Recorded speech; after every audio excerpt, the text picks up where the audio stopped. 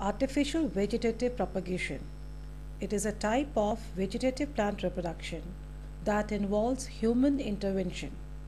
The most common type of artificial vegetative reproductive techniques includes cutting, layering, grafting, and tissue culture. Benefits of this type of method is to combine good qualities of two different desirable varieties or character. Let us discuss about these methods. Cutting. Plants such as roses and money plants are propagated through stem cuttings, where a portion of the stem containing nodes and internodes is cut and placed in moist soil and allowed to root. Care is taken that nodes which were lower in parent plant are put in the soil. After some time, adventitious roots grow from roots. But what are adventitious roots? A root growing from a location other than the underground, that is, from non-root tissues such as stem and leaf. In some species, stem can start producing a root even when placed in water. This method is used to propagate plants like sugarcane, citrus, crotons, grapes, cocoa, bougainvillea, carnation, and many other plants are largely and rapidly propagated by stem cutting. Layering. It is a method in which a stem attached to the plant is bent and covered with moist soil. Young stems that can be bent easily without any injury are preferred. The stem branch chosen for propagation remains attached to parent till it has produced adventitious roots. After a few days, the covered portion of the stem usually produces adventitious roots from nodes. The rooted branch is then cut and grown as independent plant. This method is used to propagate plants such as jasmine, mint, wine, bougainvillea, and it occurs naturally in black raspberries. Grafting. It is performed between two plants of closely related varieties. The plant of which the root system is to be taken is called stalk, and the other of which shoot system is to be used is known as scion. Both are cut at an oblique angle, that is diagonally.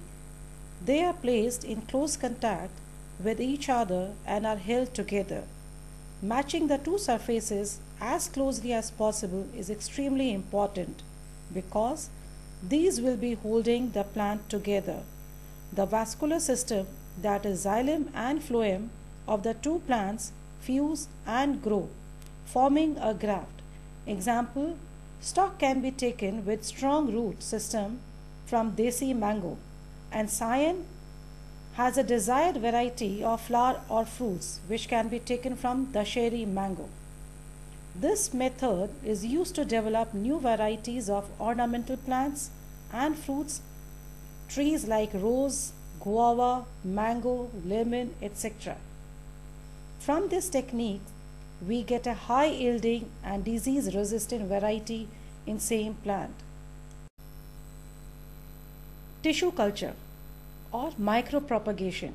Plant tissue culture is a method of propagating a large number of plants under lab condition on a nutrient culture medium of broth and agar that contains all the minerals, vitamins and hormones required by the plant. The plant part often gives rise to an undifferentiated mass known as callus. These individual callus are then transferred to another nutrient medium containing growth hormone. There it differentiates and grows into root, shoot and form plantlets.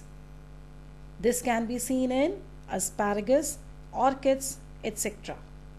This method allows propagation of rare endangered species that may be difficult to grow under natural conditions, which are economically important or in demand as disease-free plants.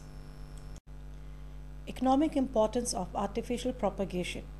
Agricultural scientists and horticulturists are trying to improve their products in two principal ways. by growing desired variety of a plant in large numbers by vegetative propagation and micropropagation. By tissue culture, thousands of plants are developed from a tiny piece of the plant. The plants grown are free from infection. Second, by evolving new varieties of plant with desired characteristics by hybridization, from which we get high yielding and disease resistant varieties. Advantages and disadvantages of vegetative propagation. Vegetative propagation is a rapid, easier and cheaper method of plant propagation.